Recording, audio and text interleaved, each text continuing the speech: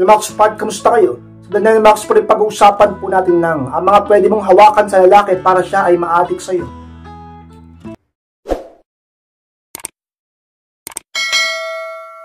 At kung handa na kayong lahat, ay magsarap po tayo at muli, be inspired!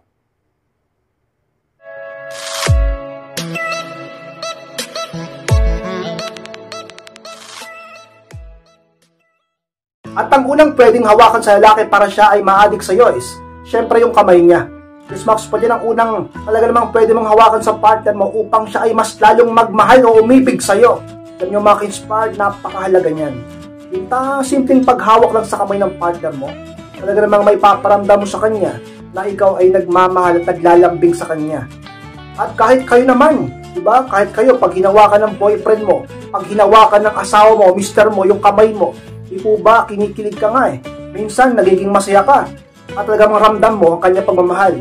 At sa simpleng holding hands ng dalawa, paghahawakan ng kamay nyo, para bang sinasabi nyo sa buong mundo na handa nyong harapin ang lahat at ipaglaban ang inyong relasyon.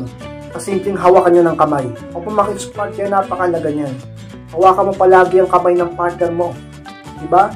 Hindi yung kung ano-ano ang hinahawakan mo sa katawan niya. Yung kamay niya muna ka-inspired. Sabay sabihin mo na rin sa kanya kung gaano mo siya kamahal. At sigurado ko ang lalaki ay mas lalo kanyang iibigin at kakaadikan kanya lalo dahil sa ginagawa mong yan ka-inspired. At ang pangalawang pwedeng hawakan sa lalaki para siya ay mas lalong ma-addict sa iyo is sa mga may asawa, yung sandata niya. It's Max ko din ang pangalawa. O kung maki-inspired, maging totoo na tayo dito. Sa mga may asawa lang siyempre, yung mister mo, ang pwede mo talagang hawakan sa kanya yung sandata niya. Talaga, yung junjun niya ka-inspired. Siyempre naman, pag sa gabi na yun, di ba? Pag maglalabing kayo, o pag maki-inspired, baka sabihin ng ka-inspired, parang bastos ata. Parang ano lahat, parang hindi yata tama yan. Alam niyo, maki-inspired, asawa mo naman yan eh. Pag-asawa naman kayong dalawa eh. Di ba? Asawa mo yan, mister mo yan. At hindi naman palagi. Siyempre, tatimingan mo din. Halimbawa, sa gabi. Okay naman kapag siya ay naglalambing sa'yo.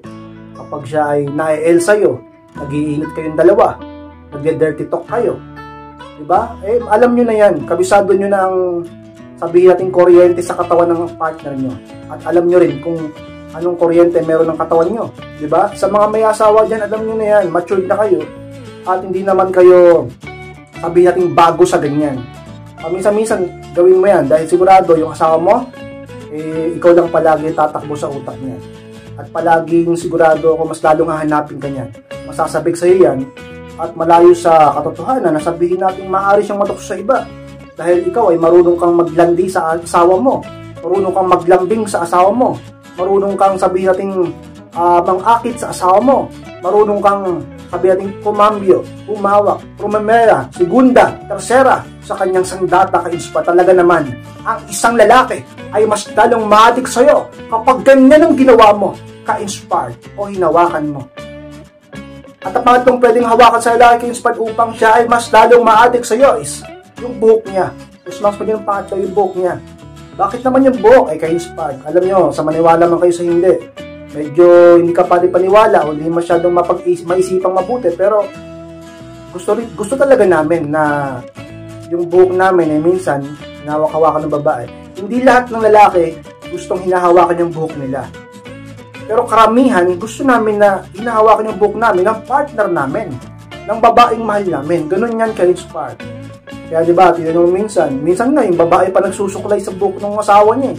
Minsan yung babae pa nagsusuklay dun sa boyfriend niya.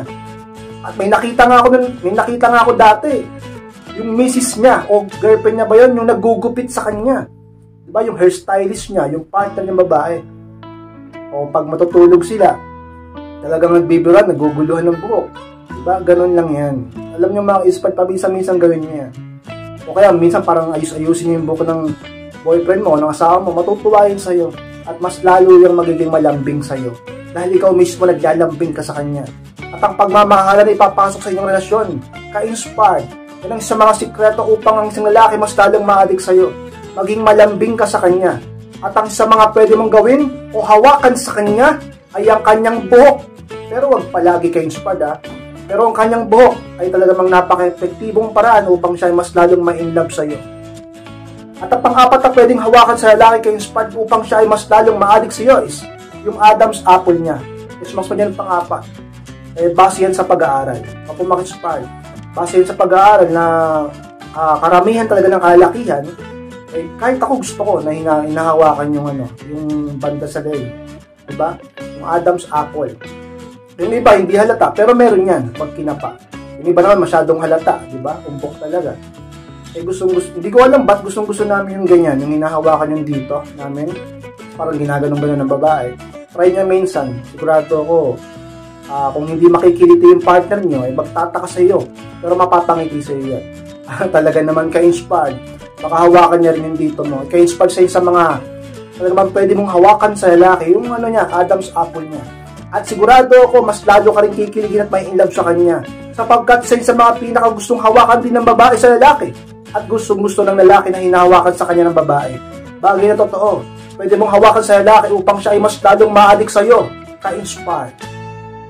At ang panglimang pwedeng hawakan sa lalaki ka-inspired upang siya ay mas lalong maadik sa iyo is yung pisngi niya. Yan ang panglima ka-inspired. Yung mga ka-inspired, kapag ikaw lagi mong hinahawakan yung pisngi ng mister mo, kung naman yung lalamugin o yung kukurutin, sigurado, mas lalo yung mapapalapit sa'yo. Ang puso niya ay talagang mas lalong mahuhulog sa'yo. Lagi ka niyang hahanapin sa mga panahong wala ka.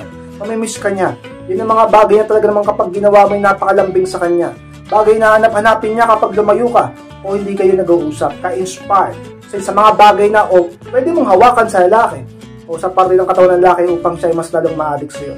Sabi ng iba, ka-inspired, totoo ba yan? Kapag madalas yung hinahawakan sa pisngi, yung asawa ko, yung boyfriend ko, mas malaki ang chance na mas lalo niya akong mahalin. Opo naman, ka-inspired. Bakit? Paglalambing yan pagiging sweet yan Pero baka yung iba ang ginagawa, dumadamping nga yung kamay sa mukha ng lalaki, pero sampal naman. Huwag naman ganun. Hindi naman sampalin. Yung mga lambingin mo lang. O minsan kurot-kurotin mo. Sigurado ako, magkakatuwaan kayong dalawa niyan. Gusto ko lagi kayo nagkakatuwaan ng partner mo. Lagi kayong masaya, lagi kayong naglalambingan, lagi kayong nagkukulitan. Yan ang gusto ko. Sa inyong lahat, dapat ganyan kayo ng partner mo upang maging masaya kayo pareho. Hindi lang siya, pati na rin ikaw. Sa mga bagay na pwede mong hawakan sa lalaki, ang kanyang pisngin kayo upang siya ay talaga namang maging masaya sa'yo, maadik sa'yo, at mas lalo kayong magmahalan, magkaroon ng bonding, at magkulitan pa ka-inspire. At ang pang-anim na pwede mong hawakan sa lalaki ka-inspired upang siya ay mas lalong maadik sa iyo is yung ilong niya. Mas pwede yung ilong ng lalaki. Yan yung maka-inspired. Base na rin sa obserbasyon ko talaga naman at base na rin sa karanasan ko sa sinasabi ng mga kaibigan kong lalaki ay natutuwa talaga kami na kapag yung isang babae na hawakan yung ilong namin. Ito yung ka-inspired. Minsan nga nagkakatuwaan pa Nagbibiruan, medyo nag-aasaran. Kasi hindi naman lahat matangos ang ilong. Yung iba talaga na medyo nakadapa lang naman ng konti. Pero hindi naman di ba? At least may ilong. Yung iba nga, di ba? Wala talaga. Di ba? At least ka-inspired. Nagiging malambing ka sa boyfriend mo. Kahit lang asawa mo, kahit ang boyfriend mo, hindi man ganun katangos ang ilong niya, mahalin mo siya. At maging malambing ka sa kanya. Di ba? Tapos, hawak-hawak mo yung ilong niya. Sigurado ako inspired, magiging sweet ka sa mga mata niya. At mas lalo kang gaganda. Dahil mas lalo ka niyang ibigin dahil napakalambing mo sa kanya. Kapag maka-inspired, ganun lang yan. Huwag kayong maging boring sa isang relasyon. Huwag kayong puro katoksikan o puro kasungitan, puro bunganga, puro galit, puro away ang gusto nyo. At puro na lang talaga man tampuhan. Wala kayo sa Korean drama. Tigil-tigilan nyo yung panonood ng mga ganyan-ganyan tapos i-apply nyo sa relasyon nyo. Dapat maging masaya kayo sa partner nyo. Sa isang relasyon, ka-inspired. Huwag puro drama, huwag puro away. Diba? Kasi sa mga pwede mong hawakan sa lalaki upang siya ay mas lalong maalig sa iyo, ang kanyang ilong ka-inspired. Sigurado ko hawakan niya din yung ilong mo. At magkukulitan din kayo at magiging masaya kayo. Dahilan kung bakit parehas kayong may in-love lalo sa isa't isa. At magiging masaya ka-inspired. At ang pitong pwede mong hawakan sa lalaki inspired upang siya ay mas lalong maalig sa iyo is yung muscle niya, kung meron lang. Kung meron lang naman. Diba? Baka sabihin ng ibang babae kayo inspired, yung boyfriend ko, yung asawa ko, yung mister ko, walang muscle. Sabi naman ng iba kayo inspired, yung partner ko na lalaki, puro buto. At least, diba? Mahal yung isa't isa. Yung iba naman, medyo pinalad. Yung boyfriend nila, yung asawa nila, matipuno, macho, matikas, malaadonis. Diba? Siguro nag-gym. Kaya napakahalaga, kung may lalaki mga nanonood sa akin ngayon, diba? O kahit kayo, sabihan niyo yung partner nyo na tamang exercise, hindi lang para pagandahin ang katawan, kundi para sa kanilang kalusugan. Lagi nilang tatandaan, kung may lalaki man dyan, lagi nilang tatandaan na ang lalaki ang haligi, di ba? Ng isang pamilya, ng tahanan. Paano pag ang haligi ay marupok? Paano pag ang isang lalaki ay mahina? Paano niya mapoprotektahan ng kanyang pamilya o ang kanyang kasintahan kung siya mismo nahihirapan siyang protektahan ng sarili niya dahil siya ay may mahinang katawan?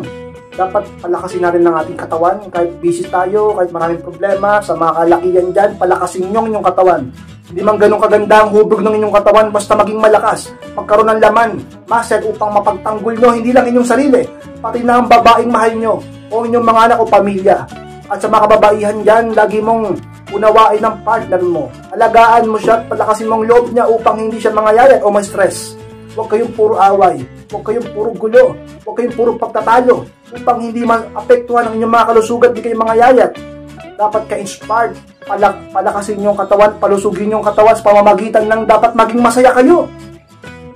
Minsan, hindi lang din sa gamot yan, hindi lang din sa kinakain, kundi sa yung mood nyo. Dapat lagi kayong masaya para gumanda yung kalusugan nyo, maging tumawa kayo, di ba?